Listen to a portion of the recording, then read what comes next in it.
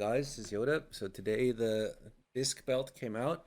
It is 691 by default, gives you some extra agility and stamina, and it also has a secondary effect that you can choose. It also comes with its own socket. You don't need to add a socket, and you cannot add any more than one socket, so there's that. Anyway, so to actually unlock this belt is pretty simple. You go to shift suggested content. Default bind is shift J.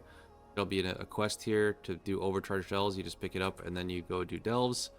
You need to do overcharge delves. So if you look at the map, it's like these two, Skittering Breach and Spiral Weave. At least on an A, on EU or other regions, it might be something different. But you go in there, you talk to the NPC, and then you do 2 delves to collect enough fragments. You have to kill like enough Titan enemies, but don't worry too much because you get 30 at the end. So just basically just do the delve. You can do it on any level, so if you don't care about, doing a delve, you can just do it on level 1 for a super easy time. You do 2 of them to finish the first quest, and then you do 1 more to finish the third quest, and the third quest gives you the disc belt, so that's 3 level 1 delves that you need to do. Very quick, it's like 15 minutes maybe. And then once you get the belt itself, the belt comes with these 3 powers: Energy Shield, Cauterizing Bolts, and Charged Bolts. And if you don't want to use one of these 3 as your main power, then you have to do another delve. So I've only unlocked Spark Burst so far because it's the best one. But if you mouse over, it tells you which one you need to do to get it. Spiral Weave, this one's Kriegall's Rest, this one is Skittering Breach, etc. I feel like I did this one already, but whatever. Spark Burst comes from Fungal Folly, so you would do that one if you want to get this.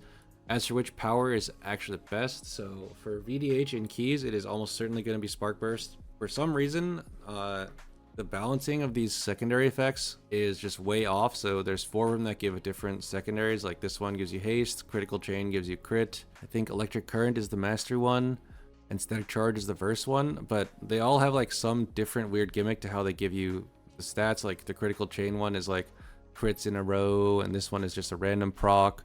Static Charge, I think, is like when you use an ability, you lose some of the effect. Electric Current like starts on pull and then it like goes up and down. But basically, whoever balanced these is really bad at basic arithmetic, and all that matters is that Spark Burst gives you 2500 average stats, and the second best one gives you 2000. I think that's Electric Current. So if your class uses haste like at all, then Spark Burst is just the best. You always play Spark Burst, and then just move around other stuff if you need to fix your stats, but this is giving you the most total stats out of all the secondaries, so do that. In some cases, if your spec is like really bad with haste or really good with another stat, like for instance, I think Hunters are playing Critical Chain, MM Hunter, then that can be an exception, but most of the time you're just going to want to play Spark Burst in Mythic Plus.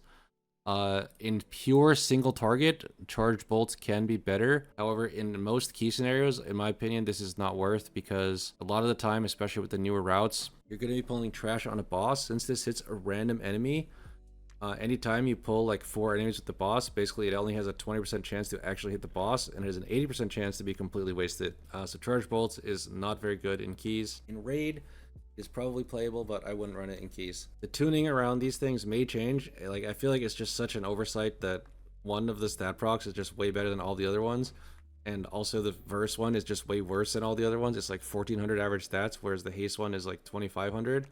So that just actually makes no sense to me whatsoever, but it is what it is. We have the Spark Burst. Also, a couple questions I was getting. Number one, the powers you get in the delve, like from accessing the console in the delve, are completely irrelevant. They only affect you while you're doing overcharge delves. As for the power you're getting outside delves is basically only from whatever you click in here. And another question was, is there an unlock item this week? To my knowledge, there is not. You just get a 691 belt and that's it. Also, side note, so since this belt has an active, if you note, it says use open the device. You have to right click it and use it to change the item.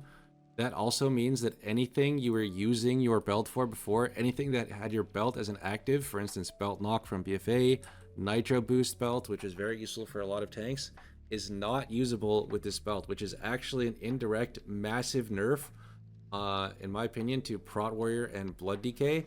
Since in my opinion, at least in high keys, Nitro Boost is critical to many gathers for those 2 tanks and high keys, and now they basically do not have access to it, or they can't use the belt. So hopefully, hopefully I mean it's very unlikely they actually do something about this, but Those enchants are basically unplayable now because you can basically pick between using the Titan disc belt or using like a 684 belt with those enchants, which really sucks. But that is kind of how it is. Every time there's an active cloak or belt, they're basically unenchantable. I think last time there was like an active cloak in BFA. You couldn't use the cloak enchant that made you like float with a parachute. So this is nothing new. It just happens every time there's an active belt that they add to the game. Unfortunate, but it is what it is. All right, that is my review for the belt. Thank you all for watching. Peace out.